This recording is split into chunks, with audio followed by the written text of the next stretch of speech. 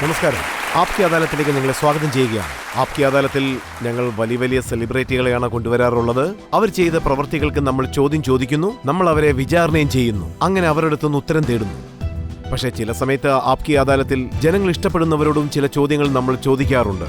ജനങ്ങൾ അവരെ വളരെയധികം ബഹുമാനിക്കുന്നുണ്ട്, അവരുടെ മനസ്സിൽ വലിയൊരു സ്ഥാനവും കൊടുക്കാറുമുണ്ട്. ജനങ്ങൾ അവരെ പൂർണ്ണമായും വിശ്വസിക്കുന്നുണ്ട്.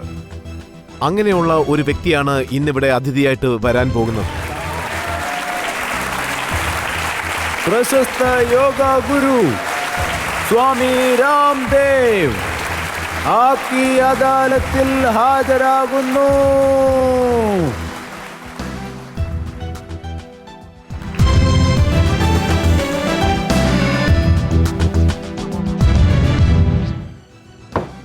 നീതിപീഠത്തിന്റെ നടപടികൾ ആരംഭിക്കാവുന്നതാണ്. ആപ്കി അദാലത്തിൽ സ്വാമി രാംദേവിന്റെ മേലുള്ള ആദ്യത്തെ കുറ്റാരോപണം. ആപ്കി അദാലത്തിൽ സ്വാമി രാംദേവിന്റെ മേലുള്ള കുറ്റാരോപണം. ഇദ്ദേഹം വലിയ വാഗ്ദാനങ്ങൾ നൽകുന്നു എന്നുള്ളതാണ്. സ്വാമി, താങ്കളെക്കുറിച്ച് ആരോട് ചോദിച്ചാലും പല കാര്യങ്ങളും വലുതാക്കി സംസാരിക്കുന്ന പോലെയാണ് തോന്നുന്നത്. താങ്കൾ വലിയ വാഗ്ദാനങ്ങൾ കൊടുക്കുന്നു. ആർക്കെത്ര വലിയ അസുഖങ്ങളുണ്ടെങ്കിലും ഞാൻ ഭേദമാക്കുമെന്നും പറയുന്നു. എന്റെ വാക്കുകളിൽ സത്യവും ന്യായവും മാത്രമേ ഉള്ളൂ. വെറുതെ സാങ്കല്പികമായ കാര്യങ്ങളല്ല പറയുന്നത്. അതായത് യഥാർത്ഥ സത്യം എന്താണോ അത് ഞാൻ ശക്തമായി പറയുന്നു, അത്രയേ ഉള്ളൂ. കാരണം ജനങ്ങൾ ഇതുവരെ തെറ്റായ കാര്യങ്ങളാണ് കേട്ടുകൊണ്ടിരുന്നത്. അതുകൊണ്ട് ഞാൻ പറയുന്ന സത്യങ്ങൾ അവർക്ക് നുണയായി തോന്നുകയാണ്. ഇത്രയും നാൾ അവർ കേട്ടത് BP ശരിയാവില്ല എന്നാണ്. BPക്ക് ജീവിതകാലം മുഴുവൻ ഗുളിക കഴിക്കണമെന്നാണ് പറയുന്നത്. ഞാൻ അതിന് നേരെ എതിരാണ്. ഹൈപ്പർ ടെൻഷൻ പെർമനന്റ് ആയിട്ട് ക്യൂറാക്കാൻ പറ്റും. അതായത് ജനങ്ങൾ ഇതുവരെ ആൻജിയോ, ബൈപ്പാസ് ഇതൊക്കെയാണ് ശരിക്കുള്ള ട്രീറ്റ്മെന്റ് എന്നാണ് വിചാരിച്ചിരുന്നത്. ഞാൻ പറയുന്നു no bypass, no plasty, angioplasty. ഞാൻ പറയുന്നു നിങ്ങൾ പ്രാണായാമം ചെയ്താൽ മതിയെന്ന്. നിങ്ങൾക്ക് ബൈപ്പാസിന്റെ ആവശ്യമില്ല. ഹാർട്ട് ബ്ലോക്കൊക്കെ ഓപ്പൺ ആകും, കാർഡിയക് പ്രോബ്ലം എല്ലാം ശരിയാവും. അങ്ങനെ ചെയ്താൽ പൾസ് വളരെ നന്നായിരിക്കും.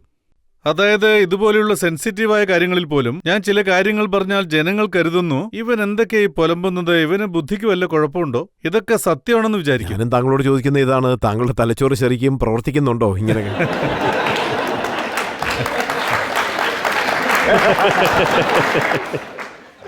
ശരി, ഏതെങ്കിലും ഒരാൾ ഒരു കാര്യം ആദ്യമായിട്ട് പറഞ്ഞാൽ, അതായത് ആദ്യമായി ഭൂമി ഉരുണ്ടതാണെന്ന് ഒരാൾ പറഞ്ഞപ്പോൾ മറ്റൊരാൾ ചതുരമാണെന്ന് പറഞ്ഞു. ജനങ്ങൾ അവരെ തൂക്കിലേറ്റി. ആദ്യമായി ആരെങ്കിലും സത്യം പറയുമ്പോൾ ജനങ്ങൾക്കത് തെറ്റായി തോന്നുന്നു. ശാസ്ത്രത്തിന്റെ കാര്യത്തിലും അങ്ങനെയൊക്കെ തന്നെയാണ്, അല്ലേ? മെഡിക്കൽ സയൻസിൽ വർഷങ്ങളായി പല കാര്യങ്ങളും റിസർച്ച് ചെയ്യാറുണ്ട്. അതിനുവേണ്ടി ഡോക്ടേഴ്സ് ലക്ഷക്കണക്കിന് രൂപയാണ് വാങ്ങാറുള്ളത്. കോടിക്കണക്കിന് രൂപ ചെലവാക്കി ഹോസ്പിറ്റലുകൾ കിട്ടുന്നു. അങ്ങനെയുള്ളപ്പോൾ താങ്കൾ ഒറ്റ വാക്കിൽ ഇതെല്ലാം തെറ്റാണെന്ന് പറഞ്ഞാൽ എങ്ങനെയാണ്? ഞാൻ പറയുന്ന കാര്യങ്ങൾ എന്താന്ന് വെച്ചാൽ അത് 200 കോടി വർഷം പഴക്കമുള്ള കാര്യങ്ങളാണ്. ഡോക്ടേഴ്സ് ഇപ്പൊ പറയുന്ന ഈ സയൻസ് ഉണ്ടല്ലോ, അത് WHO ഇൻസ്പയർ ചെയ്ത 200 വർഷത്തെ സയൻസാണ്. ഇതൊരു വലിയ കാര്യമാണ്. പക്ഷേ സ്വാമി, താങ്കൾ വേൾഡ് ഹെൽത്ത് ഓർഗനൈസേഷനെയാണ് ചാലഞ്ച് ചെയ്യുന്നത്. അതിന്റെ ആവശ്യം എന്താണ്? ഇത് ഡോക്ടേഴ്സിനോടോ WHOയോടോ വേണം ചോദിക്കാൻ. ഒരു പേഷ്യന്റ് നിങ്ങളുടെ അടുത്തേക്ക് വരുന്നു. ആ പേഷ്യന്റ് വന്ന് ഡോക്ടറോട് പറയുന്നു, ഡോക്ടർ സാർ എന്നെ ഒന്ന് നോക്കൂ. അപ്പോൾ ഇത് ഞാൻ 3 വാക്കിൽ പറയാം. അപ്പോൾ ഡോക്ടർ പറയും, നിനക്ക് അസുഖമാണ്, അതുകൊണ്ടാണല്ലോ ഡോക്ടർ അടുത്ത് വന്നിരിക്കുന്നത്. നന്നായിരിക്കുന്നവർ വരേണ്ട കാര്യമില്ലല്ലോ. നീ ഒരു രോഗിയായിരുന്നു, ഇപ്പൊ നിനക്ക് അസുഖമുണ്ട്, അതുകൊണ്ട് നീ മരുന്ന് കഴിക്കണം. ഈ 2 കാര്യം ഓക്കെ. എന്നാൽ ആ 3ാമത്തെ കാര്യം എന്താണെന്ന് വെച്ചാൽ, നീ എപ്പോഴും രോഗിയായി തന്നെ കഴിയണം, എന്റെ അടുത്ത് സ്ഥിരമായി വന്നുകൊണ്ടിരിക്കണം, മരുന്ന് കഴിച്ചുകൊണ്ടേയിരിക്കണം. ഇപ്പോ ഞാൻ ഇതിനെതിരായി വ്യക്തമായി പറയാണ്, നീ രോഗിയായിരുന്നില്ല, ഇപ്പോഴും നീ രോഗിയല്ല, ഇനി അങ്ങോട്ടും നീ രോഗിയായിരിക്കില്ല. അല്ല, ഇതിന് പിന്നിലൊക്കെ ഒരു തെളിവുണ്ട്. ഇത് വെറും വാക്ക് പറയുന്നതല്ല, സ്പീച്ചിന് വേണ്ടി പറയുന്നതല്ല. ഇത് വെറും വാക്കല്ല, ഞാൻ ജനങ്ങൾക്ക് വേണ്ടി ചെയ്ത് കാണിച്ചിട്ടുണ്ട്. അതായത് രാജ്യത്ത് 10 കോടി പേരാണ് ഡയബറ്റീസ് പേഷ്യന്റ് ആയിട്ടുള്ളത്. ഇനി ഒരു 10 കോടി ആൾക്കാർ ഹൈപ്പർ ടെൻഷനിലായിരിക്കും. താങ്കൾ എല്ലാ ജനങ്ങളെയും ഭേദപ്പെടുത്തുകയാണെങ്കിൽ ഈ മരുന്നുണ്ടാക്കുന്ന കമ്പനികളുടെയൊക്കെ സ്ഥിതി എന്താവും? മരുന്നുകൾ നിർമ്മിക്കുന്ന ഫാക്ടറി ഓണേഴ്സൊക്കെ എനിക്ക് ഡൊണേഷൻ തരുന്നു പതഞ്ജലി മരുന്നുണ്ടാക്കാൻ. നിങ്ങൾ എന്താ ആഗ്രഹിക്കുന്നതെന്ന് ഞാൻ അവരോട് ചോദിച്ചു. ഈ ലോകത്ത് ഏറ്റവും ആപത്ത് നിറഞ്ഞ 2 ബിസിനസ് ഉണ്ട്. ഒന്ന് ആയുധം, മറ്റൊന്ന് മരുന്ന്. ഇത് രണ്ടിനെയും ഈ ലോകത്തുനിന്ന് ഇല്ലായ്മ ചെയ്യണമെന്ന് വിചാരിക്കുന്നു. നിങ്ങളെന്തിനാ എനിക്ക് ഡൊണേഷൻ തരുന്നതെന്ന് ചോദിച്ചു. അതിനവർ പറഞ്ഞ മറുപടി, അവരുടെ എയിം ഈ ലോകത്തെ ആരോഗ്യത്തോടെ കാണണമെന്നാണ്. ഞാൻ മനസ്സിലാക്കിയത്, ഒരു ഡോക്ടർ യഥാർത്ഥത്തിൽ മനുഷ്യസ്നേഹിയാണെങ്കിൽ, ജനങ്ങൾക്ക് രോഗമുണ്ടാവരുതെന്ന് ആഗ്രഹിക്കുന്നുണ്ടെങ്കിൽ അവരെന്റെ ശത്രുവായിരിക്കില്ല, അവരെന്നെ വിമർശിക്കില്ല. താങ്കൾ പറയുന്നത് എന്താണെന്ന് വെച്ചാൽ താങ്കൾ 20 ലക്ഷം ജനങ്ങളെ ട്രീറ്റ് ചെയ്തിരിക്കുകയാണ്, അവരെ അസുഖത്തിൽ നിന്ന് ഭേദമാക്കിയിരിക്കുന്നു. ഇത് എങ്ങനെ വിശ്വസിക്കാനാണ്? താങ്കളുടെ അടുത്ത് എന്തെങ്കിലും ഡോക്യുമെന്റേഷനോ അല്ലെങ്കിൽ പ്രൂഫോ ഉണ്ടോ? പ്രത്യക്ഷ പ്രമാണം സച്ചക്കോ ആച്ച് നഹി. ഇവിടെ വന്നിരിക്കുന്ന ഓഡിയൻസിനെ തന്നെ നമുക്കൊരു ഉദാഹരണമായിട്ട് എടുക്കാം. ഇപ്പോൾ തന്നെ ഇവർക്ക് പ്രാണായാമം ചെയ്യാൻ ഞാൻ പഠിപ്പിച്ചു കൊടുക്കാം. നിങ്ങൾ വെയിറ്റ് മെഷീൻ കൊണ്ടുവരൂ. വെയിറ്റ് മെഷീൻ കൊണ്ടുവന്ന് ഇവരുടെ എല്ലാവരുടെയും വെയിറ്റ് നോക്കൂ. നിങ്ങളുടെ കൺമുന്നിൽ വെച്ച് ഇവരെ ഞാൻ 15 മിനിറ്റ് പ്രാണായാമം ചെയ്യിപ്പിക്കാം. അത് കഴിഞ്ഞ് നോക്കിയാൽ 250 മുതൽ 500 ഗ്രാം വരെ വെയിറ്റ് കുറയും. സ്വാമി, ഞാൻ ഡോക്ടേഴ്സിനോട് ചോദിച്ചിരുന്നു. മെഡിക്കൽ സയൻസിലുള്ള ഡോക്ടേഴ്സ് പറയുന്നത് എന്താണെന്ന് വെച്ചാൽ, ഒരു വ്യക്തി ദിവസവും 2 കിലോ കുറയ്ക്കുകയാണെങ്കിൽ ഒരാഴ്ചയ്ക്കുള്ളിൽ 14 കിലോ, അതിനുള്ളിൽ ആ മനുഷ്യൻ ചത്തുപോകുന്നാണ് പറയുന്നത്. 7 ദിവസം കൊണ്ട് നടക്കുന്നതാണ് ഞാൻ പറയുന്നത്. ആദ്യത്തെ ദിവസം ചിലർക്ക് 1/2 കിലോ, ചിലർക്ക് 2 കിലോ വരെ കുറയാം. അടുത്ത ദിവസം 1 കിലോ കുറയും. മൂന്നാമത്തെ ദിവസം 1/2 കിലോ കുറയും. പിന്നീട് 250 ഗ്രാമിലേക്ക് എത്തും. ഒരു കാര്യം ഞാൻ പറയാം. 3 മുതൽ 6 മാസത്തിനുള്ളിൽ 25 മുതൽ 60 കിലോ വരെ, അതായത് ഈ കാലയളവിൽ 60 കിലോ വരെ കുറച്ചിട്ടുണ്ട്. ആരംഭഘട്ടത്തിൽ 2 കിലോ കുറയും. അത് കഴിഞ്ഞ് ചിലപ്പോൾ 1/2 കിലോ കുറയുള്ളൂ. അതുപോലെ കുറഞ്ഞവർക്ക് വെയിറ്റ് കൂടുകയും ചെയ്യും. ആശ്രമത്തിൽ ആയിരക്കണക്കിന് ജനങ്ങൾ ഒന്നിച്ച് പ്രാണായാമം ചെയ്യുന്നു, ഒന്നിച്ച് യോഗ ചെയ്യുന്നു. അതിലൊരു 10-20 പേരാണ് എഴുന്നേറ്റ് പറയുന്നത് ഞങ്ങൾക്ക് പ്രയോജനം ഉണ്ടായി എന്ന്. അതുപോലെ പ്രയോജനമൊന്നും ഇല്ലെന്ന് പറയുന്നവരും കാണുമല്ലോ, അല്ലേ? എന്നെ വിശ്വസിച്ച് വരുന്നവരാരായാലും നിങ്ങൾ അവരോടൊന്ന് അന്വേഷിച്ചു നോക്കൂ. എന്നെ കാണാൻ വരുന്നവർ ഫ്രീ ആയിട്ടല്ല വരുന്നത്, അവരെനിക്ക് ഡൊണേഷൻ തരുന്നുണ്ട്. അങ്ങനെ വരുന്നവർക്ക് പ്രയോജനമൊന്നും ഉണ്ടായില്ലെങ്കിൽ അവരെന്നെ വെറുതെ വിടുമെന്ന് തോന്നുന്നുണ്ടോ? നിങ്ങൾ ചിലപ്പോൾ വെറുതെ വിടുമായിരിക്കും, പക്ഷെ അവർക്ക് പ്രയോജനം ഉണ്ടായില്ലെങ്കിൽ അവരെന്നെ അടിക്കും. സ്വാമി, അതായത് ഇവിടെ നോക്കുകയാണെങ്കിൽ താങ്കളുടെ ട്രീറ്റ്മെന്റിൽ ഏതെങ്കിലും ഒരു ഹാർട്ട് പേഷ്യന്റിന് ഒരു പ്രയോജനവും ഇല്ലെങ്കിൽ അയാൾക്ക് എന്തെങ്കിലും സംഭവിച്ചാൽ, അല്ലെങ്കിൽ ഏതെങ്കിലും ഒരു ഡയബറ്റിക് പേഷ്യന്റിന് കൂടുകയാണെങ്കിൽ അവരാരോട് പോയി പറയാനാണ്? എനിക്ക് പറയാനുള്ളത്, ഗോവിന്ദ ഗോവിന്ദ എന്നാരെങ്കിലും പറഞ്ഞു നടക്കുകയാണെങ്കിൽ അവരെ ഈ ലോകത്തിലെ ഒരു ശക്തിക്കും രക്ഷിക്കാൻ കഴിയില്ല. രാംദേവ് അല്ല, ദൈവം നേരിട്ട് ഇറങ്ങി വന്നാലും അവരെ രക്ഷിക്കാൻ കഴിയില്ല. ആദ്യത്തെ കാര്യം, ഞാൻ ഒരു മരുന്നും കൊടുക്കില്ല. രണ്ടാമത്തേത്, തെറ്റായ കാര്യങ്ങളൊന്നും ചെയ്യിപ്പിക്കില്ല. ഞാൻ അവരുടെ ശ്വാസം നിർത്തിയാൽ നിങ്ങൾ എന്റെ പേരിൽ കേസ് കൊടുക്കാം. ഞാൻ ശ്വാസം വലിക്കൂ, ശ്വാസം വിടൂ, ഇതൊക്കെയാണ് പറയുന്നത്. അങ്ങനെ ചെയ്തുകൊണ്ട് ഇതുവരെ ആരും മരിച്ചു പോയിട്ടില്ല. മരുന്നുകൾ ധാരാളം കഴിച്ച് ഞാൻ ജോക്കടിക്കുകയല്ല, പക്ഷെ ഇതാണ് യാഥാർത്ഥ്യം. അതായത് 90% ആളുകളും മരുന്ന് കഴിച്ച കാരണം കൊണ്ടാണ് മരിക്കുന്നത്. 10% മാത്രമാണ് മരുന്ന് കഴിക്കാതെ മരിക്കുന്നത്. അതിനെന്താ മറുപടി? ഒരു കാര്യം, ഇതല്ലാതെ മറ്റൊരു ഡീപ്പായ കാര്യമുണ്ട്. മരുന്ന് കഴിക്കുന്നവർ അത് കഴിക്കുന്ന സമയത്ത് അതിന്റെ സൈഡ് എഫക്റ്റ് ഉണ്ടാവാറുണ്ട്. അതിനാരാ ഉത്തരവാദി? പറയൂ. അതുകൊണ്ട് ജനങ്ങൾക്ക് എന്ത് പ്രശ്നമുണ്ടായാലും മരുന്ന് പെട്ടിയിൽ വെറുതെ ഇങ്ങനെ എഴുതിയാൽ മതിയോ ഈ മരുന്നിന് ഇങ്ങനെയൊക്കെ സൈഡ് എഫക്റ്റ് ഉണ്ടെന്ന്? ഇത് ന്യായമാണോ? താങ്കൾ പറയുന്നതെല്ലാം വിശ്വസിച്ച് എന്താ ചെയ്യേണ്ടത്? എല്ലാ ഹോസ്പിറ്റലും ക്ലോസ് ചെയ്യണോ? അതായത് ഈ മരുന്നുണ്ടാക്കുന്ന കമ്പനികളെല്ലാം ക്ലോസ് ചെയ്യണമെന്നാണോ? ഈ രാജ്യത്തെ ഡോക്ടേഴ്സ് വളരെ കുറവാണ്. രാജ്യത്തെ ജനസംഖ്യ 100 കോടിക്കും മുകളിലാണ്.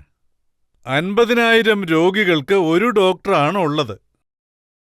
50,000 രോഗികൾക്ക് ഒരു ഡോക്ടറാണ് ഉള്ളത്. ഞാൻ യോഗ പഠിപ്പിച്ചില്ലെങ്കിൽ ജനങ്ങൾ മരിച്ചു വീഴും. കാരണം 50,000 പേരെ ഒരു ഡോക്ടർക്ക് എങ്ങനെ നോക്കാൻ കഴിയും? രണ്ടാമത്തെ കാര്യം, ഓരോ രണ്ടാമത്തെ ആളും രോഗിയാണ്. രണ്ടാമത്തെ എന്ന് പറഞ്ഞത് രോഗമില്ലാത്തവർ നമുക്ക് എണ്ണാൻ പറ്റുന്ന അത്രയേ ഉള്ളൂ. എങ്ങനെയുള്ള രോഗങ്ങളാണ്? 50% പേർക്ക് ഹെവി മെന്റൽ സ്ട്രെസ്. ഇതിന് മോഡേൺ മെഡിക്കൽ സയൻസിൽ ശരിക്കുള്ള ട്രീറ്റ്മെന്റ് ഇല്ല. രണ്ടാമത്തെ കാര്യം, 50% സ്ത്രീകൾക്ക് അനിമിയ പ്രോബ്ലം ഉണ്ട്. അനിമിക്കാണവർ. ഏകദേശം 10 കോടി പേർ ഇപ്പോൾ ഡയബറ്റിക് പേഷ്യന്റ് ആണ്. 10 കോടി പേർക്ക് BP ഉണ്ട്. ഏകദേശം 5 കോടി പേർക്ക് ആർത്രൈറ്റിസ് ഉണ്ട്. ഏകദേശം 5 കോടി പേർ നടക്കാൻ കഴിയാതെ ഒബേസിറ്റിയിലാണ് ഉള്ളത്. പിന്നെ 1 കോടി വീതം ആളുകൾക്ക് ഹാർട്ട് പ്രോബ്ലം ഉണ്ട്, ക്യാൻസർ ഉണ്ട്, കിഡ്നി പ്രോബ്ലം ഉണ്ട്, പിന്നെ ആസ്മയുണ്ട്. എല്ലാത്തിനും ഒരേ ഡോക്ടറാണ് സ്വാമി രാംദേവ്. അല്ല, നോക്കൂ, ഞാൻ പറയാം. ഞാൻ ജീവനോടെയുണ്ടെങ്കിൽ ഇതെല്ലാം ചെയ്തു കാണിക്കും. ഈ ലോകത്തിന് തന്നെ പ്രാണായാമത്തെ മരുന്നാക്കി മാറ്റും. മരുന്നില്ലാതെ ഞങ്ങൾക്ക് ആരോഗ്യമുണ്ടാകും. ഇത് ഞാനല്ല പറയുന്നത്, ഋഗ്വേദത്തിൽ പറയുന്നതാണ്. ഋഗ്വേദം ഏറ്റവും പുരാതനമായ ഗ്രന്ഥമാണ്. ഋഗ്വേദത്തിൽ ഇന്ത്യൻ മഹർഷിമാർ सृष्टि के आदि में उद्घोष किया था, आवात वाही भेषजम तुम ही विश्व भेषजो. പ്രാണം ഒരു ഔഷധമാണ്. നിർഭാഗ്യവശാൽ ജർമ്മനിയിലെ കാര്യമെടുത്താൽ ചാർക്കോളജി പഠിപ്പിക്കുകയാണ്. മഹർഷി പറഞ്ഞതൊക്കെ അവിടെ പഠിപ്പിച്ചു കൊടുക്കുന്നുണ്ട്. എന്നെപ്പോലെയുള്ള ആളുകൾ ചരക് പതാഞ്ജലി ശുശ്രൂഷയെക്കുറിച്ച് പറഞ്ഞാൽ ചിലർ പറയും ഇവൻ എന്തൊക്കെയോ കിംവദന്തികൾ പറഞ്ഞു നടക്കുകയാണെന്ന്. എല്ലാം അതിശയോക്തിയാണെന്ന്. ഞാൻ പറയുന്നു, പ്രാണം ഒരു മെഡിസിനാണ്. ഈ പ്രാണം എന്ന മരുന്ന് എല്ലാവർക്കും ഫ്രീ ആയിട്ട് കിട്ടുന്നുണ്ട്. പക്ഷെ ഒരു കാര്യം ഉണ്ടാവാൻ പാടില്ല. ഭൂമിക്ക് ടാക്സ് ഉണ്ട്, കുടിക്കുന്ന വെള്ളത്തിനും ടാക്സ് ഉണ്ട്. പക്ഷേ ഓക്സിജന് ടാക്സ് ഇല്ല, നിങ്ങൾക്ക് ശ്വസിക്കാൻ ടാക്സ് ഇല്ല. താങ്കൾ പറയുന്നത് വെച്ച് നോക്കുമ്പോ ഓക്സിജനും ടാക്സ് ഇടുന്ന പോലാണ് തോന്നുന്നത്. ഒരുപക്ഷെ ഈ രാജ്യത്തൊരു ബുദ്ധിയില്ലാത്ത ഫിനാൻസ് മിനിസ്റ്റർ വന്നു കഴിഞ്ഞാൽ ഓക്സിജനും ടാക്സ് കൊണ്ടുവരും. കാരണം ഒരു വ്യക്തി ഒരു ദിവസം 1600 രൂപയുടെ ഓക്സിജനാണ് ശ്വസിക്കുന്നത്. ഒരു ഓക്സിജൻ സിലിണ്ടർ 200 രൂപയ്ക്ക് കിട്ടുന്നുണ്ട്. ഒരാൾക്ക് ഹോസ്പിറ്റൽ ഇല്ലാതെ ഡോക്ടർ ചാർജ് ഇല്ലാതെ ഒരു ദിവസം വേണ്ടത് 200 രൂപയുടെ 8 സിലിണ്ടർ 1600 രൂപ. ഒരു മാസം 48,000 രൂപ ഒരാൾക്ക് വേണം. ഒരു ദിവസം ഒരു വ്യക്തി തന്റെ ജീവിതത്തിൽ 3 കോടി മുതൽ 5 കോടി വരെ ഓക്സിജന് വേണ്ടി ചെലവാക്കും. താങ്കളുടെ അക്കൗണ്ടിങ് വളരെ ഷാർപ്പാണ്. ഒരു വ്യക്തി, ഞാൻ നാഷണലിസത്തെ കുറിച്ചും പറയാം. ചിലർ ചോദിക്കുന്നു രാജ്യം ഞങ്ങൾക്ക് എന്താ തന്നത്. ഞാൻ പറയാം, ഓക്സിജൻ തരുന്നുണ്ടല്ലോ, അതിന് ഒരു ടാക്സും ഇല്ല. അതായത് നമ്മുടെ രാജ്യത്തെ നിയമങ്ങളും മറ്റുമൊക്കെ വെവ്വേറെയാണ്. ഉദാഹരണത്തിന്, രാജ്യത്ത് ആരെങ്കിലും ഭിക്ഷാടനം നടത്തിയതിന് പിടിക്കപ്പെട്ടാൽ അവരുടെ കയ്യിൽ വിലങ്ങിടാനുള്ള ഉത്തരവുണ്ട്. ഇവിടെ ആരെങ്കിലും ഭിക്ഷാടനം നടത്തിയാൽ അവരുടെ കയ്യിൽ വിലങ്ങ് വെച്ച് കൊണ്ടുപോയി ജയിലിലടയ്ക്കാനുള്ള ഉത്തരവ് ഗവൺമെന്റ് ഇറക്കിയിട്ടുണ്ട്. പക്ഷേ ഈ രാജ്യത്തിന്റെ ഫിനാൻസ് മിനിസ്റ്റർ വിദേശത്ത് ചെന്ന് ധനസഹായം അപേക്ഷിച്ചിട്ട് വന്നാൽ കഴുത്തിൽ മാലയിട്ട് അദ്ദേഹത്തെ സ്വീകരിക്കുന്നു. ഇതാണ് ഈ രാജ്യത്തിന്റെ അവസ്ഥ. സ്വാമിജി, താങ്കൾ വലിയ വലിയ ആൾക്കാരെ ഭേദപ്പെടുത്തിയെന്ന് പറയുന്നു, അസുഖങ്ങൾ ഇല്ലാതാക്കുമെന്ന് പറയുന്നു. പക്ഷേ ഞാൻ കേട്ടത് എന്താണെന്ന് വെച്ചാൽ പ്രാണായാമം ചെയ്ത് താങ്കളുടെ കുടൽ ചുരുങ്ങി അവസാനം ട്രീറ്റ്മെന്റിന് വേണ്ടി ന്യൂയോർക്കിൽ പോയിരുന്നു. സത്യം പറയുകയാണെങ്കിൽ ജനങ്ങൾ ഒരുപാട് ചിന്തിക്കുന്നുണ്ട് ബാബ രാംദേവിനെ എങ്ങനെ അറ്റാക്ക് ചെയ്യാമെന്ന്. എന്റെ പേരിൽ സ്ത്രീകൾ എന്തെങ്കിലും ചെയ്തെന്ന് പറഞ്ഞ് കുറ്റാരോപിക്കാൻ കഴിയില്ല. ഞാൻ അവരെ തൊടുക പോലുമില്ല, ടച്ച് ചെയ്യില്ല. സിനിമ കാണാൻ ഞാൻ ഇതുവരെ പോയിട്ടേ ഇല്ല. 1 രൂപ പോലും ബാങ്കിലില്ല, അക്കൗണ്ട് പോലും ഓപ്പൺ ചെയ്തിട്ടില്ല. പിന്നെ എങ്ങനെയാണ് സേവ് ചെയ്യാൻ പറ്റുക? ഞാൻ കാർഷിക കുടുംബത്തിൽ ജനിച്ച ആളാ. അന്നത്തെ കാലത്ത് കാർഷിക കുടുംബത്തിൽ പിറന്ന ആൾക്കൊന്നും ഒരു അക്കൗണ്ട് പോലും ഉണ്ടാവില്ല, പേരുണ്ടാവില്ല. ലിമിറ്റഡ് ചോദ്യം ചോദിക്കാം. താങ്കളുടെ അസുഖത്തിന് വേണ്ടി ഒരു ഡോക്ടറിനെ അന്വേഷിച്ച് പോയോ? അല്ല, ഞാൻ പറഞ്ഞു വന്നത് എന്താണെന്ന് വെച്ചാൽ എന്റെ പേരിൽ എങ്ങനെ കുറ്റം ആരോപിക്കാന്നാണ് അവർ നോക്കുന്നത്. അതായത് ഇവൻ എന്നും ഇങ്ങനെ വയറ് ചുഴറ്റിക്കൊണ്ടിരിക്കുന്നുണ്ടല്ലോ, അതുകൊണ്ട് ഇവന്റെ കുടൽ ചുരുങ്ങിയെന്ന് പറയാൻ പറഞ്ഞു. അല്ല, അകത്തെന്താ ആണി അടിച്ചിട്ടുണ്ടോ മൊത്തം ചുറ്റാനായി? പിന്നെ മറ്റൊന്ന്, ട്രീറ്റ്മെന്റിന് അമേരിക്കക്ക് പോയെന്നും പറയുന്നുണ്ട്. അതായത് ഈ ലോകത്തെക്കുറിച്ച് അറിഞ്ഞ സ്ഥിതിക്ക് അമേരിക്കൻ പോളിസിക്ക് നേരെ എതിരാണ് ഞാൻ സദ്ദാം ഹുസൈനെ കുറ്റവാളിയാണെന്ന് പറയില്ല, ബുഷാണ് കുറ്റവാളി. ഇറാഖിനെ നശിപ്പിച്ചു കളഞ്ഞു. പിന്നെ മറ്റൊരു കാര്യം, എല്ലാവരും പറഞ്ഞു ചികിത്സയ്ക്കായി ഞാൻ അമേരിക്കയിലേക്ക് പോയെന്ന്. ഇതുവരെ എന്റെ കയ്യിൽ പാസ്പോർട്ട് പോലും ഇല്ല. എന്തൊക്കെയാ പറയുന്നതെന്ന് കണ്ടില്ലേ? ജനങ്ങൾ എങ്ങനെയൊക്കെയാ എന്നെ കുറ്റപ്പെടുത്തുന്നത്, എന്തൊക്കെയാണ് പറഞ്ഞു പരത്തുന്നത്. അതായത് രാംദേവ് ദിവസവും കപാൽഭാതി ചെയ്യുന്നു, അഗ്നിസർക്രിയ ചെയ്യുന്നു, പിന്നെ വയറിങ്ങനെ ചലിപ്പിക്കുന്നു, വയറിങ്ങനെ ചുഴറ്റുന്നു, അതുകൊണ്ട് വയറ് ചുറ്റിയെന്ന് പറയൂ. ഇതിന്റെയൊക്കെ പിന്നിലുള്ള ഉദ്ദേശം എന്താണ്? ഉദ്ദേശം എന്തെന്നാൽ ചിലരുടെ ചതിയാണിത്. അവരെന്താണ് പറയുന്നതെന്ന് വെച്ചാൽ, അതായത് സ്വാമി രാംദേവ് അയാളൊരു രോഗിയാണ്, പിന്നെ അയാൾ എങ്ങനെയാണ് ജനങ്ങളെ സുഖപ്പെടുത്തുക, ഇങ്ങനെയൊക്കെയാണ് പറഞ്ഞു വരുത്തുന്നത്. മറ്റൊരു പ്രചാരം കൂടി നടക്കുന്നുണ്ട്, താങ്കൾ ഡൽഹി അപ്പോളോ ഹോസ്പിറ്റലിൽ അഡ്മിറ്റായി ഹാർട്ട് പ്രോബ്ലത്തിന് വേണ്ടി. സത്യത്തിൽ സംഭവിച്ചത്, ഞാൻ ഹരിദ്വാറിൽ നിന്ന് രേവാഡിയിലുള്ള എന്റെ ഗുരുകുലത്തിലേക്ക് അന്ന് ഒരു യാത്ര പോയിരുന്നു. ഹരിദ്വാറിലെ കാര്യം എങ്ങനെയാന്ന് വെച്ചാൽ ഇങ്ങനെയുള്ള കാര്യങ്ങൾ പെട്ടെന്ന് പ്രചരിപ്പിക്കാൻ കഴിയും. അതുപോലെ അവിടെ ബാബമാരും കൂടുതലാണ്. ഞാൻ അവരെയും വെറുതെ വിടുവൊന്നുമില്ല. തെറ്റ് കണ്ടാൽ ഞാൻ തീർച്ചയായും അവരെയും എതിർക്കും. ജ്യോത്സ്യന്മാർക്കെതിരെയും തന്ത്രിമാർക്കെതിരെയും സംസാരിക്കും. ഞാൻ രാഷ്ട്രീയത്തിൽ നിന്ന് ഒരുപാട് അകന്നാണ് നിൽക്കുന്നതെങ്കിലും അതിനെക്കുറിച്ചും സംസാരിക്കും. അതുകൊണ്ട് അവിടെ നിന്നും ഇതുപോലുള്ള കാര്യങ്ങൾ പ്രചരിപ്പിച്ചുകൊണ്ടിരിക്കും. ഞാൻ അവിടെ പോയപ്പോൾ ബാബ ഹാർട്ട് ഓപ്പറേഷന് പോയതാണെന്ന് പറഞ്ഞു. ഞാൻ പറയുന്നു ആർക്കും ബൈപ്പാസ് വേണ്ടെന്ന്. അതായത് ഇങ്ങനെയൊക്കെ പറഞ്ഞ് അയാൾ നേരെ ചെന്ന് ഹാർട്ട് ഓപ്പറേഷൻ ചെയ്യുന്നുവെന്ന്. വേണമെങ്കിൽ എന്റെ ഹാർട്ട് ചെക്ക് ചെയ്ത് നോക്കും, വളരെ പെർഫെക്റ്റാ, ഒരു ബൈപ്പാസും ചെയ്തിട്ടില്ല. അതായത് ജനങ്ങൾ ഇങ്ങനെയുള്ള ദുഷ്പ്രചരണങ്ങൾ നടത്തുന്നുണ്ട്. അതെങ്ങനെയാ പ്രചരിപ്പിക്കുന്നത്? ഒന്ന് വൈദിക് സംസ്കാരം, മറ്റൊന്ന് സാവ് സംസ്കാരം, മറ്റൊന്ന് ശ്രവണ സംസ്കാരം. വൈദിക് സംസ്കാരം സനാതനത്തിൽ നിന്ന് വന്നതാണ്. ഒരു കൂട്ടത്തെ നശിപ്പിക്കണമെങ്കിൽ പാമ്പിനെയും കാളയെയും വിട്ടാൽ മതി, എല്ലാം തീരും. ഒരാൾ എന്റെ അടുത്ത് വന്ന് പറഞ്ഞു, അദ്ദേഹം ഒരു രാഷ്ട്രീയ പാർട്ടിയിലെ അംഗമാണ്. ആ പാർട്ടിയുടെ പേര് ഞാൻ പറയില്ല, അവരങ്ങനെ ചെയ്യൂ. മൂന്നാമത്തേത് കിംവദന്തി പറഞ്ഞു പരത്തുക. ഗണപതി പാല് കുടിച്ചെന്ന് പറഞ്ഞു. എന്തുകൊണ്ട്? സ്പൂണ് കൊണ്ട് പാല് കുടിച്ചാൽ അത് താഴെ ഒഴുകിയാൽ അറിയില്ലല്ലോ. അപ്പൊ പറഞ്ഞു വെള്ളം മാർബിൾ കൊണ്ടാണ് കുടിക്കുന്നതെന്ന്. അതുപോലെ പാവികളുടെ കൈ കൊണ്ട് കുടിക്കില്ല എന്ന് പറഞ്ഞു. ഇതുപോലെയുള്ള കാര്യങ്ങളാണ് അവർ ലോകം മുഴുവൻ പറഞ്ഞു പരത്തിയത്. അതുപോലെ തന്നെയാണ് എന്നെക്കുറിച്ചുള്ള ദുഷ്പ്രചരണങ്ങളും ഉണ്ടായത്.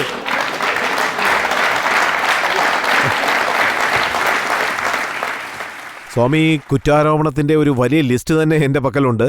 ആപ്കി അദാലത്തിൽ സ്വാമി രാംദേവിന്റെ മേലുള്ള ജനങ്ങളുടെ ചോദ്യങ്ങൾ തുടരുന്നതാണ് ചെറിയൊരു ബ്രേക്കിന് ശേഷം.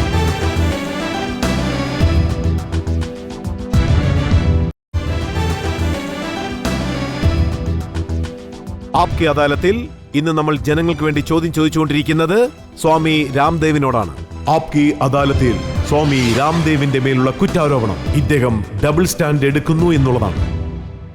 സ്വാമി, താങ്കൾ ജനങ്ങളെ പഠിപ്പിക്കുകയാണ് ഡിസിപ്ലിനായിട്ട് എങ്ങനെ ഇരിക്കണമെന്ന്. താങ്കൾ ഫാമിലി വാല്യൂസിനെ കുറിച്ച് പഠിപ്പിച്ചു കൊടുക്കുന്നു. പക്ഷേ താങ്കൾ കുട്ടിക്കാലത്ത് വീട്ടിൽ നിന്ന് ഓടിപ്പോയതാണല്ലോ. അതായത് ഞാൻ ഇടയ്ക്കിടെ പറയാറുണ്ട്, യോഗ എന്ന് പറയുന്നത് യഥാർത്ഥത്തിൽ ഒരു തിരിച്ചറിവാണ്. ഞാൻ എല്ലാവരെയും നല്ലൊരു ജീവിതം കെട്ടിപ്പടുക്കാൻ സഹായിക്കുകയാണ്. സത്യത്തിൽ എല്ലാവരും എന്നെ ത്യാഗിയെന്നാണ് പറയുന്നത്. ബാബ രാംദേവ് ഒരു ത്യാഗിയാണ്. അതുകൊണ്ടാണ് ഞാൻ വീട്ടിൽ നിന്ന് ഇറങ്ങിപ്പോയെന്ന് പറയുന്നത്. ഞാൻ ഒന്നും ത്യാഗം ചെയ്തിട്ടില്ല. ഞാൻ ഒരിക്കലും അങ്ങനെ പറയില്ല. എനിക്കിപ്പോൾ ഒരമ്മയല്ല, പക്ഷെ ആയിരക്കണക്കിന് അമ്മമാരുടെ സ്നേഹം എനിക്ക് കിട്ടി.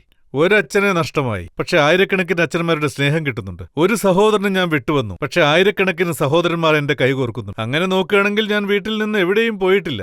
തിരിച്ചറിവുണ്ടായി. താങ്കൾ സന്യാസിയായി വീടും സുഖങ്ങളും എല്ലാം വിട്ടു, ലൗകിക സുഖങ്ങൾ വിട്ടു. പക്ഷേ പത്രങ്ങളൊക്കെ വായിക്കുമ്പോൾ ഒരു കാര്യം മനസ്സിലാവുന്നു, താങ്കൾക്ക് ലൗകിക സുഖങ്ങളെല്ലാം മൊത്തത്തിൽ വിടാൻ ആഗ്രഹമില്ലെന്നാണ് കേട്ടത്. ഉദാഹരണം?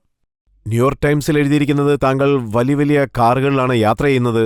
മൾട്ടിനാഷണൽ കമ്പനികളിൽ ജോലി ചെയ്യുന്ന വലിയ വലിയ ആൾക്കാരോടുള്ള സൗഹൃദം താങ്കൾക്കുണ്ട്.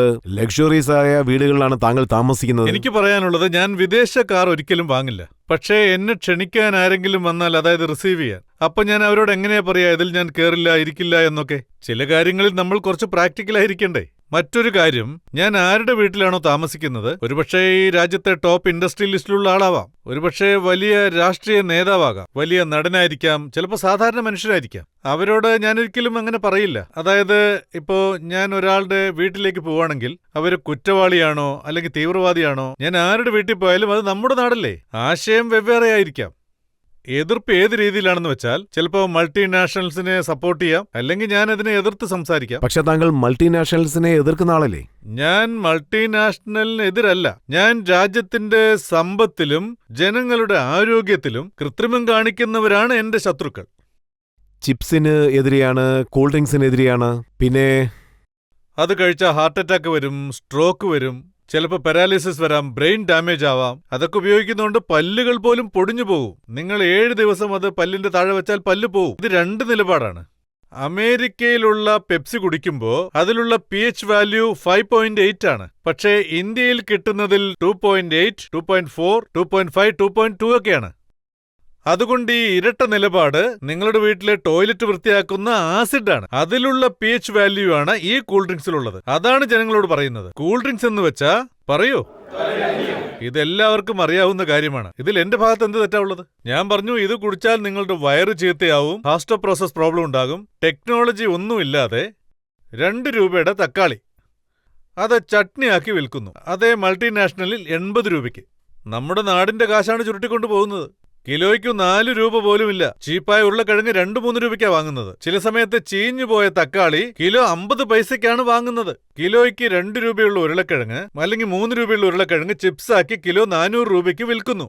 രാജ്യത്തിന്റെ സമ്പത്ത് രാജ്യത്തിന് പുറത്തു പോകുന്നത് രാജ്യത്തിന് നല്ലതല്ലെന്നാണ് എന്റെ വിശ്വാസം. ഞാൻ തുറന്നു പറയാണ്, ബർഗർ രോഗങ്ങളുടെ വീടാണ്, പിസ്സ ആരോഗ്യത്തിന് ഹാനികരമാണ്, കൂൾ ഡ്രിങ്ക്സ് ടോയ്ലറ്റ് ക്ലീനറാണ്. ഇപ്പൊ ഞാൻ കോസ്മെറ്റിക്സിനെ എതിർത്ത് സംസാരിക്കാൻ പോവാ. ജനങ്ങൾ പറയുന്നു, ഈ തിളങ്ങുന്ന സ്കിന്നിന്റെ രഹസ്യം പറയൂ. ആഡിൽ എന്താ പറഞ്ഞത്? പറയൂ കേക്കട്ടെ. ഫെയർ ആൻഡ് ലവ്ലി തേച്ച് വെള്ളയാക്കാനാണെങ്കിൽ എരുമയുടെ മേത്ത് തേച്ചൂടെ? ഞാൻ ഒന്ന് ചോദിച്ചോട്ടെ, എരുമ വെളുത്തില്ലെങ്കിൽ പിന്നെ മനുഷ്യൻ എങ്ങനെയാണ് വെളുക്കുന്നത്? ഒരാള് നന്നായി ശ്രമിച്ചു നോക്കി, 10 വർഷത്തോളം എരുമയുടെ മേത്ത് അത് തേച്ചു, 1 ഇഞ്ച് പോലും വെളുത്തില്ല. അതായത് വെള്ള നിറത്തിന്റെ രഹസ്യം കപാൽ ഭാത്തി. ഇങ്ങനെ സീറോ ടെക്നോളജി ഉൽപ്പന്നങ്ങൾ ഉണ്ടാക്കി ജനങ്ങളെ വിഡ്ഢികളാക്കി ഈ 90% മൾട്ടിനാഷണൽ കമ്പനികൾ, ഞാൻ സീറോ ടെക്നോളജിയെ കുറിച്ചാണ് പറഞ്ഞുകൊണ്ടിരിക്കുന്നത്, അതുപോലുള്ള ഉൽപ്പന്നങ്ങൾ ഉണ്ടാക്കുന്ന കമ്പനി ഏകദേശം 90% ഈ രാജ്യത്തെ ഷെയർ മാർക്കറ്റിൽ നിന്ന്, ഡെബഞ്ചർ മാർക്കറ്റിൽ നിന്ന്, പിന്നെ ബാങ്കിൽ നിന്നുമൊക്കെ പണം ഉണ്ടാക്കുന്നു. ആ പ്രോഡക്ട്സിൽ നിന്ന് കിട്ടുന്ന 90% പ്രോഫിറ്റും വിദേശ രാജ്യങ്ങളിൽ കൊണ്ടുപോകുന്നു. നമ്മുടെ രാജ്യത്തിലുള്ള ജനങ്ങളെ വിഡ്ഢികളാക്കി ഭിക്ഷ കൊടുക്കുന്ന പോലെ 10% വിട്ട് രാജ്യത്തിന്റെ സമ്പത്ത് പുറത്തേക്ക് കൊണ്ടുപോകുന്നു. ഇത് രാജ്യത്തിനെതിരായ ദ്രോഹമല്ലേ? പൊതുവെ നമ്മുടെ സന്യാസിമാരും സാധു ബാബാക്കളും വിദേശയാത്രകൾ കഴിഞ്ഞ് തിരിച്ചു വരുമ്പോൾ അവർക്കൊരു പ്രത്യേക ബഹുമാനം തന്നെ ലഭിക്കുന്നു. വിദേശത്തുള്ള മൾട്ടിനാഷണൽസ് സ്പോൺസർ ചെയ്യുന്ന സമയത്താണ് അവർക്കിവിടെ ഒരു പേര് ലഭിക്കുന്നത്. താങ്കൾക്ക് ഈ ദേശി ബാബ എന്നുള്ള പേര് എങ്ങനെയാണ് ലഭിച്ചത്? ഞാൻ ഈ രാജ്യത്തെ ജനങ്ങൾക്ക് അഭിമാനത്തോടെ സ്വാഭിമാനത്തോടെ ജീവിക്കാൻ പഠിപ്പിച്ചു കൊടുത്തിട്ടുണ്ട്. അവരെന്നെ ബഹുമാനിക്കുന്നുമുണ്ട്. ഞാൻ എന്നിൽ അന്ധവിശ്വാസങ്ങൾ അടിച്ചേൽപ്പിക്കുന്നില്ല. ഏതെങ്കിലും ഒരു കാര്യം വലിയ ലെവലിൽ എത്തിയാൽ ചിലർ എന്റെ കാര്യമാണ് നോക്കുന്നത്. 2 വർഷം മുമ്പ് ഈ സ്വാമി രാംദേവിനെ ഈ ലോകത്തിൽ ഒരാൾക്ക് പോലും അറിയില്ല. ഈ 2 വർഷം കൊണ്ട് അങ്ങേര് എന്താ ചെയ്തത്? എല്ലാരും ഇദ്ദേഹത്തിന്റെ പുറകെ പോവാണല്ലോ. ഇതിനു മുമ്പ് ഹീറോയിന്റെ പുറകെ ഭ്രാന്തന്മാരെ പോലെ കറങ്ങിക്കൊണ്ടിരുന്നു. ഇപ്പൊ ബാബയുടെ പുറകെ പോകുന്നു. താങ്കൾക്ക് വേണ്ടി താങ്കളുടെ മേൽ ഹീറോയിൻസിനൊക്കെ ഭ്രാന്ത് പിടിച്ച് നടക്കുകയെന്ന് കേട്ടു. ഇതിലൊരു പ്രധാനപ്പെട്ട കാര്യമുണ്ട്. ഹീറോയിൻസിനെ ഞാൻ എന്റെ അടുത്തേക്ക് അടുപ്പിക്കില്ല. പക്ഷെ അവർക്ക് ഞാൻ യോഗ പഠിപ്പിച്ചു കൊടുക്കുന്നുണ്ട്. അവർക്ക് അതിൽ ഭ്രാന്താണ്. അതാരും ഒരിക്കലും തെറ്റായിട്ട് എടുക്കരുത്. ഏത് ഹീറോയിൻസിനൊക്കെയാണ് യോഗ പഠിപ്പിച്ചു കൊടുക്കുന്നത്? സത്യത്തിൽ ഞാൻ ഒരു സിനിമയും കാണാറേയില്ല. അതുകൊണ്ട് എനിക്ക് പേരൊന്നും അറിയില്ല. അതായത് ഇപ്പൊ ഒരു കാര്യം എടുത്താൽ അമിതാഭ് ബച്ചൻ ഉണ്ടല്ലോ, അദ്ദേഹം യോഗ പ്രാണായാമം എല്ലാം ചെയ്യുന്നുണ്ട്. അതൊക്കെ ചെയ്യുന്നുണ്ട്. അദ്ദേഹത്തിന് നല്ല എനർജി കിട്ടുന്നുണ്ട്. അദ്ദേഹത്തിന്റെ ഹെൽത്ത് പ്രോബ്ലം എല്ലാം ശരിയായി. അതുകൊണ്ട് മൊത്തത്തിൽ ഓവറാൾ ഏകദേശം ഞാനിപ്പോ അതിനെക്കുറിച്ചൊക്കെ ചിന്തിച്ച് പറയുകയാണെങ്കിൽ ഒരുപാട് സമയമെടുക്കും. യോഗയിലൂടെ ഞാൻ അന്ധവിശ്വാസം പറഞ്ഞു കൊടുക്കുന്നില്ല. തെറ്റായ കാര്യങ്ങൾ പ്രചരിപ്പിച്ച് ജനങ്ങളെ ഭ്രാന്തന്മാരാക്കി അവർക്ക് തെറ്റായ മാർഗം കാണിച്ച് മതത്തിന്റെ പേരിൽ കുഴപ്പങ്ങളുണ്ടാക്കുന്നില്ല. മറിച്ച് അങ്ങനെയുള്ള കുഴപ്പങ്ങൾ ഞാൻ ഇല്ലാതാക്കി. ഞാൻ പറഞ്ഞു, അതായത് ഇപ്പോ ഇതൊരു നല്ല കാര്യമാണ്. ഇലക്ട്രോണിക് മീഡിയയിൽ ഇതൊന്നുമില്ല. പ്രിന്റ് മീഡിയയിൽ രാശിഫലം എഴുതും.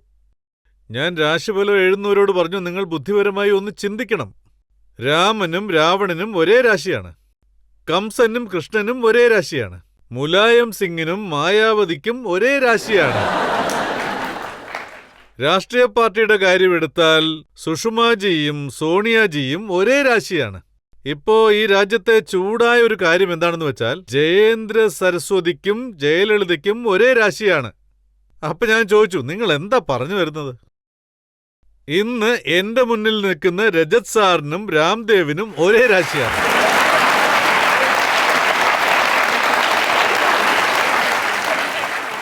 ഒന്നാക്കി ബാബാജി സീതയെ കല്യാണം കഴിച്ചോണ്ട് വന്നു എന്ന് പറയുന്ന പോലെ. സ്വാമി, താങ്കൾ കള്ളത്തരം കാണിക്കുന്ന ഒരു വ്യക്തിയല്ല. താങ്കളുടെ പക്കൽ ഒരു അഭിനയവും ഇല്ലെങ്കിൽ പിന്നെ എന്തിനാണ് ഈ കാവ്യ വസ്ത്രം ധരിച്ചുകൊണ്ടിരിക്കുന്നത്? ശരി, ഞാനിപ്പോ കറുത്ത വസ്ത്രം ഇട്ടുകൊണ്ട് വന്നാൽ എന്തുകൊണ്ടാ എങ്ങനെ വന്നതെന്ന് നിങ്ങൾ എന്നോട് ചോദിക്കില്ലേ? ഞാൻ തല മുട്ടയടിച്ചോണ്ട് വന്നാൽ എന്താ മുട്ടയടിച്ചിരിക്കുന്നത് നിങ്ങൾ എന്നോട് ചോദിക്കില്ലേ? ഇപ്പൊ എന്റെ തല, മുടി, താടി ഇതൊക്കെ എങ്ങനെയാണോ അങ്ങനെ നിങ്ങളുടെ മുന്നിൽ വന്നിരുന്നു, അത്രേ ഉള്ളൂ. ഇതൊക്കെ എന്താ ഇങ്ങനെയെന്ന് നിങ്ങൾ എന്നോട് ചോദിക്കും. ഞാൻ നിങ്ങളോട് ചോദിക്കാം, നിങ്ങൾ എന്തിനാ മുടി വെട്ടിയിരിക്കുന്നത്? സ്വാമി, ഞാൻ താങ്കളോട് ചോദിക്കാൻ കാരണം സീതയെ കടത്തിക്കൊണ്ട് പോകുന്ന സമയത്ത് രാവണനും ഈ കാവ്യ വസ്ത്രമാണ് ധരിച്ചത്. ഇപ്പോഴും പല രാവണന്മാരും ഈ ഡ്രസ് ഇട്ടുകൊണ്ടാണ് പലതും ചെയ്യുന്നത്. നിങ്ങളുടെ ടിവിയിൽ അതൊക്കെ കാണാമല്ലോ. കാവ്യ വസ്ത്രം ധരിച്ചുകൊണ്ട് ബാബയാന്നും പറഞ്ഞ് എന്തൊക്കെയോ ചെയ്യുന്നു. അത് നമ്മുടെ നാടിന്റെ സംസ്കാരമല്ല. എന്നാൽ ഞാൻ ഒരു കാര്യം പറയാം. ഈ രാജ്യത്ത് ബോധവൽക്കരണം നടത്തിയത് കാവ്യവസ്ത്രം അണിഞ്ഞവരാണ്. അതായത് കാവ്യവസ്ത്രം അണിഞ്ഞ യഥാർത്ഥ സ്വാമിമാർ. കാവ്യവസ്ത്രം ഈ നാടിന്റെ സംസ്കാരമാണ്. അവരാണ് ഈ രാജ്യത്തിനു വേണ്ടി വിഷമവും വേദനയും സഹിച്ചവർ. അവർ രാഷ്ട്രധർമ്മം കടമയായി കരുതി. രാജ്യത്തോട് ഉത്തരവാദിത്വമുള്ളവർക്കേ സന്യാസിയാവാൻ കഴിയൂ. കുറഞ്ഞത് 4 വേദങ്ങൾ പഠിച്ചിട്ടുണ്ടാകും. അവരെല്ലാവരും ദീർഘജ്ഞാനമുള്ളവരാണ്. വിമാനശാസ്ത്രം പോലും അവർ സൃഷ്ടിച്ചതാണ്. ബ്രഹ്മാസ്ത്രം സൃഷ്ടിക്കാൻ പ്രാപ്തിയുള്ളവർ. അതേസമയം ഗീതയിലും പ്രാവീണ്യമുള്ളവർ. പണ്ടുമുതൽ തന്നെ ഈ രാജ്യത്തെ സംരക്ഷിക്കുന്നത് കാവ്യ സംസ്കാരമാണ്. ഇനിയും ഈ രാജ്യത്തെ രക്ഷിക്കണമെങ്കിൽ കാവ്യ വസ്ത്രം അണിഞ്ഞവർക്ക് മാത്രമേ അതിന് കഴിയൂ. സ്വാമി, താങ്കളെക്കുറിച്ച് ഹരിദ്വാറിൽ താങ്കളുടെ ആശ്രമമുള്ള സ്ഥലത്തുനിന്ന് ചില മെസ്സേജുകൾ വന്നിട്ടുണ്ട്. പറയൂ. സ്വാമി രാംദേവിന്റെ ഗുരു സ്വാമി ശങ്കർദേവ്. അതെ. ഒരു ചെറിയ കുടിലിൽ വളരെ സമാധാനത്തോടുകൂടി അദ്ദേഹം ജീവിക്കുന്നു. എവിടെങ്കിലും പോകാനും വരാനും സൈക്കിൾ റിക്ഷ ഉപയോഗിക്കുന്നു. പക്ഷേ അദ്ദേഹത്തിന്റെ ശിഷ്യന്റെ അടുത്ത് ലക്ഷറി കാറുകളാണ്.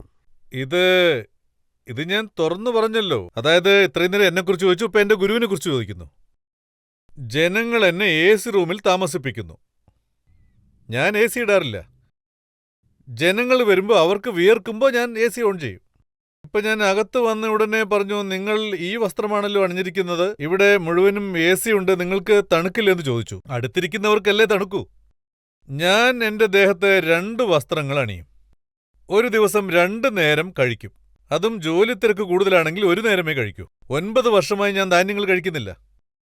ഞാൻ പാലും പഴവും കഴിക്കും, അതിലൊന്നും കുഴപ്പമില്ല. പിന്നെ പച്ചക്കറികൾ ധാരാളം കഴിക്കും. എന്ത് കിട്ടിയാലും കഴിക്കും, പക്ഷെ കുറച്ചേ കഴിക്കുള്ളൂ. എനിക്ക് 2 വസ്ത്രം മതി, ഇത് 3 വർഷത്തേക്ക് മതി. പിന്നെ കാലിൽ അണിഞ്ഞിരിക്കുന്ന ഈ പാദരക്ഷ ആരെങ്കിലും ഉപദ്രവിക്കാൻ വന്നാൽ ആയുധമായി ഉപയോഗിക്കാം. നടക്കാനിത് 5 വർഷം നമുക്കിത് ഉപയോഗിക്കാം.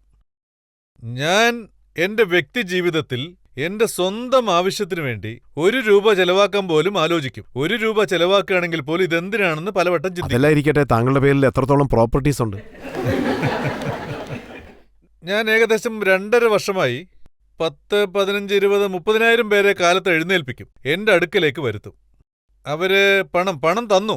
എനിക്ക് 1100, 2100, ചില സ്ഥലത്ത് അതിനേക്കാൾ കൂടുതലും തന്നിട്ടുണ്ട്. ജനങ്ങൾ എനിക്ക് പണം തന്നിട്ടാണ് വരുന്നത്. അവരെ എഴുന്നേൽപ്പിക്കുന്നത് കൊണ്ട് തരുന്നു. ഞാൻ എഴുന്നേൽപ്പിക്കുന്നവർ തരുന്നു. അവർ ശരിക്കും എന്തിനാണ് എനിക്ക് പണം തരുന്നത്? ആ പണം ഞാൻ ഇൻഡിവിജ്വലായിട്ട് മേടിക്കാം. അങ്ങനെ ചെയ്താൽ ഈ രാജ്യത്ത് കൂടുതൽ ഇൻഡിവിജ്വലായ വരുമാനമുള്ള ആള് ഞാനായിരിക്കും. കാരണം ജനങ്ങൾക്ക് ആവശ്യം സ്വാമി രാംദേവിനെയാണ്. ഞാൻ അവർക്ക് നല്ല ആരോഗ്യം കൊടുക്കുമെന്ന് വിശ്വസിക്കുന്നു, അതുകൊണ്ട് വരുന്നു. പക്ഷെ അവർ തരുന്ന ആ പണം ശരിക്കും പൂർണ്ണമായും ദിവ്യോഗ് മന്ദിർ ട്രസ്റ്റിലേക്ക് പോകുന്നു, പതഞ്ജലി യോഗയ്ക്ക് ചെലവാകുന്നു. ഇപ്പോഴും ഞങ്ങൾ അതിനുവേണ്ടി കോടിക്കണക്കിന് ചെലവാക്കുന്നുണ്ട്. അതുകൊണ്ട് 1 രൂപ പോലും എന്റെ ബാങ്കിൽ ഇപ്പോൾ ബാലൻസ് ഇല്ല. ഈ രാജ്യം മുഴുവൻ എവിടെ വേണമെങ്കിലും നിങ്ങൾ അന്വേഷിച്ചു നോക്കൂ. എന്റെ പേരിൽ ഒരു ഇഞ്ച് പോലും സ്ഥലമില്ല. ഇതെല്ലാം ഞാൻ നിങ്ങളുടെ എല്ലാവരുടെയും മുന്നിൽ ഓപ്പണായിട്ട് പറയാണ്. നിങ്ങൾ എവിടെ വേണമെങ്കിലും അന്വേഷിച്ചു. ഞാൻ പറയുന്നത് നമ്മുടെ ഈ രാജ്യത്തെ ലോകത്തിലെ തന്നെ സാംസ്കാരിക ശക്തിയായി മാറ്റണമെന്ന് ആഗ്രഹിക്കുന്നു. ജനങ്ങൾ ആഗ്രഹിച്ചാൽ ഒരൊറ്റ ദിവസം കൊണ്ട് ഡോളറിനെയും പൗണ്ടിനെയും താഴെ കൊണ്ടുവന്ന് രൂപയെ മുകളിൽ കൊണ്ടുവരാൻ കഴിയും. ആ ഒരു ശക്തി എനിക്കുണ്ട്. ഇപ്പൊ നിങ്ങൾ രോഗങ്ങളെക്കുറിച്ചല്ലേ ചോദിച്ചത്? രോഗങ്ങളെക്കുറിച്ച് മാത്രമാണ് നിങ്ങൾ ചോദിച്ചത്. മറ്റൊരു കാര്യം പറഞ്ഞ ഈ ബാബ എവിടുത്തുകാരനാണെന്ന് നിങ്ങൾ ചിലപ്പോൾ ചിന്തിക്കും. ആ മറ്റൊരു കാര്യത്തെക്കുറിച്ചുള്ള അഭിപ്രായങ്ങളും അതിനെപ്പറ്റിയുള്ള ചർച്ചകളും ഒരു ചെറിയ ബ്രേക്കിന് ശേഷം നോക്കാം.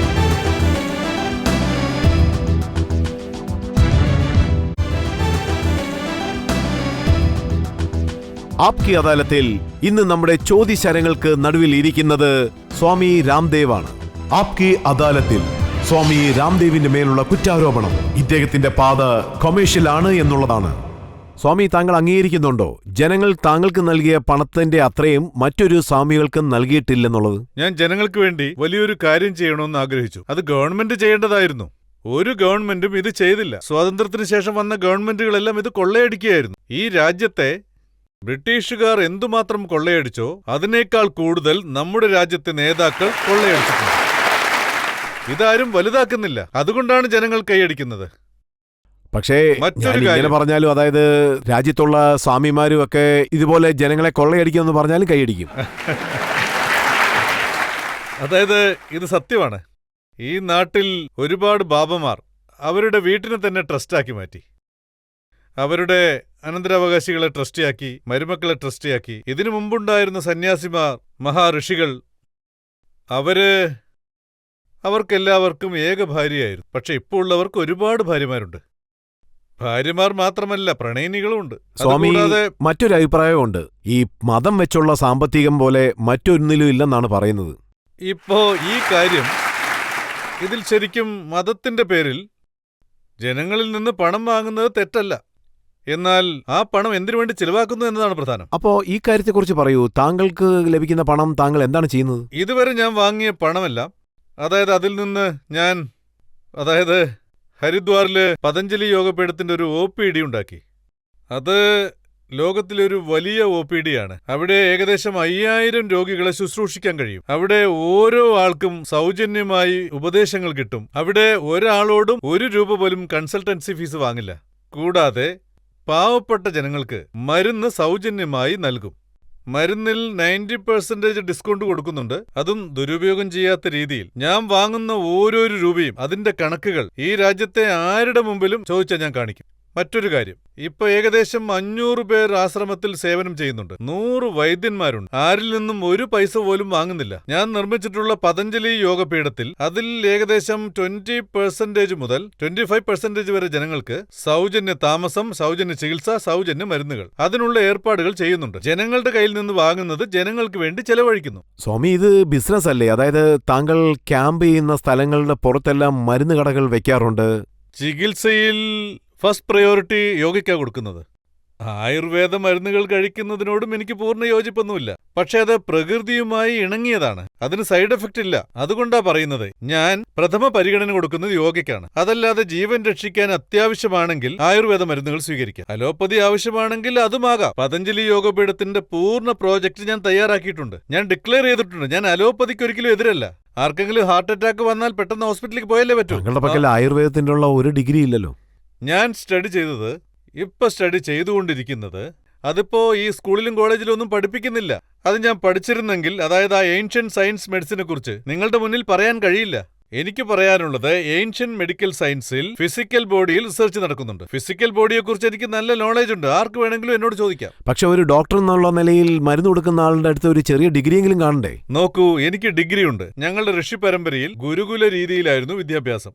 ആ ഗുരുകുല സംസ്കാരം ഇപ്പോഴും നിലവിലുണ്ട്. ആ ഒരു രീതിയിലാണ് ഞാൻ പഠിച്ചത്. അതായത് ആ പരമ്പരയിലുണ്ടായിരുന്ന വേദാചാര്യൻ, ആയുർവേദാചാര്യൻ, ദർശനാചാര്യൻ ആ ഒരു പരമ്പരയായിരുന്നു. ഇന്നിപ്പോ ആ ഒരു സംസ്കാരത്തെ തന്നെ നിങ്ങൾ മറന്നുപോയിട്ടുണ്ടെങ്കിൽ എങ്കിൽ നിങ്ങൾക്ക് ഈ ചോദ്യം എന്നോട് ചോദിക്കാം. പിന്നെ മറ്റൊരു കാര്യം, അത് ഞാനിപ്പോ നിങ്ങളോട് പറയാം. ഇന്ന്, അതായത് കബീറിനെ കുറിച്ച് PhD ഉണ്ട്, തുളസീദാസിനെ കുറിച്ച് PhD ഉണ്ട്, അങ്ങനെ പലതിലും ഇപ്പോൾ PhD ഉണ്ട്. നിങ്ങൾ കുറച്ചു നാൾ കഴിഞ്ഞ് നോക്കിക്കോളൂ, ബാബ രാംദേവിനെ കുറിച്ചും PhD ഉണ്ടാവൂ. താങ്കളുടെ മേൽ പല കുറ്റങ്ങളും ആരോപിച്ചിട്ടുണ്ട്. ഇപ്പോൾ അവസാന കുറ്റാരോപണത്തിൽ എത്തിയിരിക്കുകയാണ്. അതിനു മുൻപ് നമുക്കൊരു ബ്രേക്ക് എടുക്കാം. സ്വാമി രാംദേവിന്റെ മേലുള്ള ചോദ്യങ്ങൾ നമ്മൾ തുടരുന്നതാണ് ഒരു ചെറിയ ബ്രേക്കിന് ശേഷം.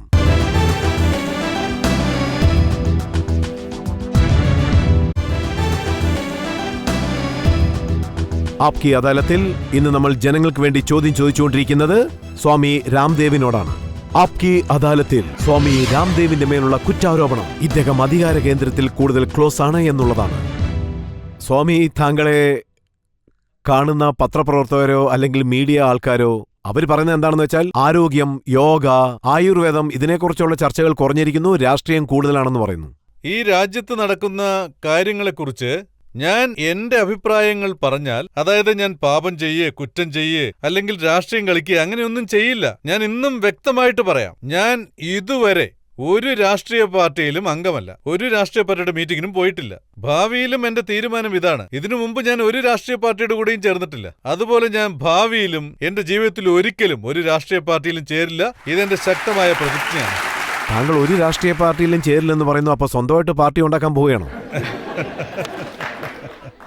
കാര്യം എന്താന്ന് വെച്ചാ, ഞാൻ എന്റെ അഭിപ്രായം ഇത്ര ശക്തമായി തുറന്നു പറയുമ്പോൾ, ഒരു കാര്യം ഒരു വ്യക്തി എനർജിയോടുകൂടി പറഞ്ഞാൽ ആ കാര്യം ജനങ്ങൾക്ക് നന്നായി ബോധ്യപ്പെടുകയാണെങ്കിൽ ജനങ്ങൾ ഭയന്നു പോകുന്നു. അതുകൊണ്ട് ചില രാഷ്ട്രീയക്കാരും ഭയക്കുന്നു. ബാബ രാംദേവ് ഇവിടെയും വന്നാൽ എന്തു ചെയ്യും? അതൊക്കെ അവരുടെ തോന്നലാണ്. അങ്ങനെ ആരും ചിന്തിക്കേണ്ട ആവശ്യമില്ല. പ്രത്യേകിച്ചും ഇങ്ങനൊരു ചോദ്യം ചോദിക്കാൻ കാരണം എന്താണെന്ന് വെച്ചാൽ താങ്കൾ ഹരിദ്വാറിൽ നിന്നും ഡൽഹിയിലേക്ക് താങ്കളുടെ ആശ്രമം മാറ്റുന്നു. യോഗ ഒരു പൂർണ്ണ പരിഹാരമായി മാറും. ലോകം മുഴുവൻ ജനങ്ങൾക്ക് ആരോഗ്യമുണ്ടാവണമെങ്കിൽ അതിനുവേണ്ടി ശക്തമായ ഒരു അടിത്തറ വേണം. ആ ശക്തമായ അടിത്തറ ഡൽഹിയിലുണ്ടെന്ന് ഞാൻ വിശ്വസിക്കുന്നു. താങ്കൾ പറയുന്നത് വെച്ച് ഇന്ത്യയിലെ എത്രത്തോളം പണമാണ് സ്വിസ് ബാങ്കുകളിലുള്ളത്?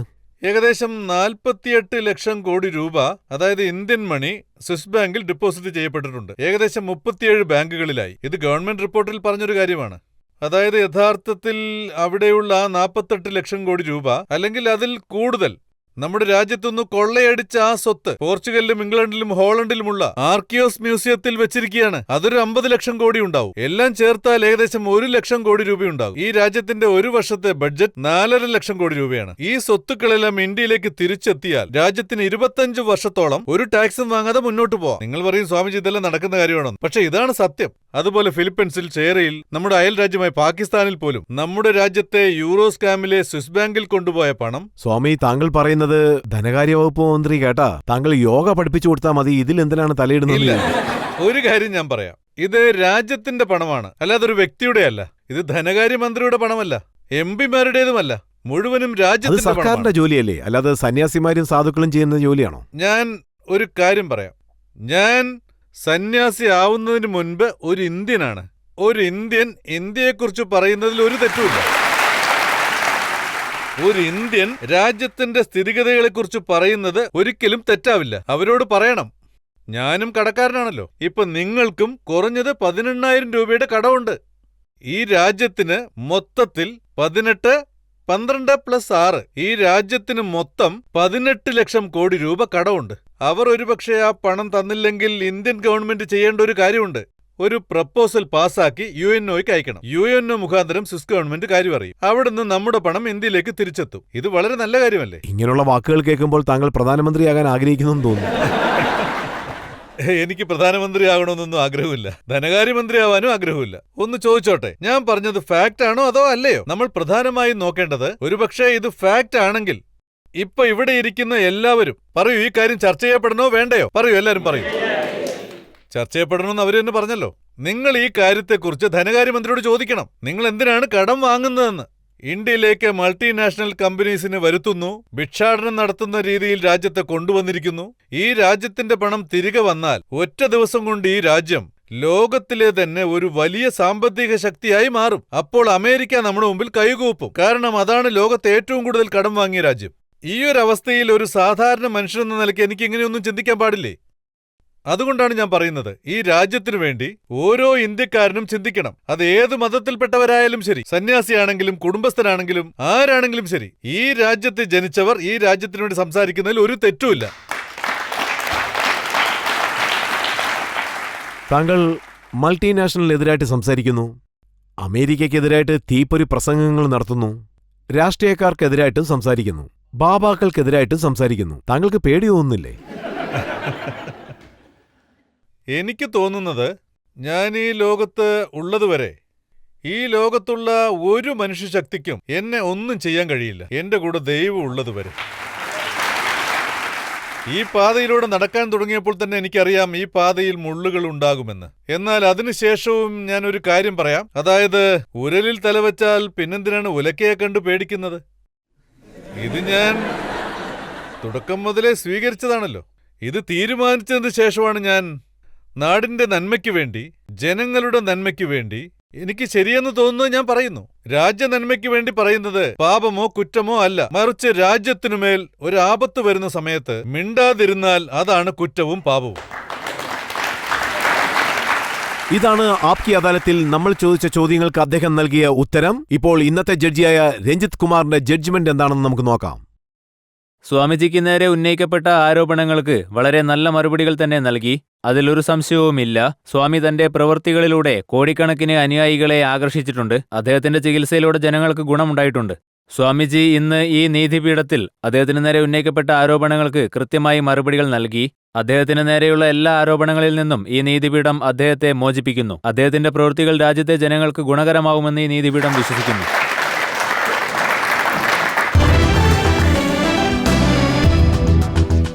ഈ വിശ്വാസത്തോടും പ്രതീക്ഷയോടും സ്വാമി രാംദേവ് തന്റെ യോഗ വിദ്യാഭ്യാസം മൂലം കൂടുതൽ ജനങ്ങളെ ആരോഗ്യമുള്ള ജനങ്ങളാക്കി മാറ്റും. ആരോഗ്യരംഗത്ത് പുതിയ റിസർച്ചുകൾ ചെയ്യും, ജനങ്ങൾക്ക് വേണ്ടി നല്ലത് ചെയ്യുമെന്നുള്ള വിശ്വാസമുണ്ട്. ഇതോടെ ഈ പ്രോഗ്രാം അവസാനിക്കുകയാണ്. ആപ്കി അദാലത്തിൽ അടുത്ത എപ്പിസോഡിൽ നമുക്ക് വീണ്ടും കാണാം, ഒരു പുതിയ അതിഥിയോടൊപ്പം. എല്ലാവർക്കും നന്ദി, നമസ്കാരം.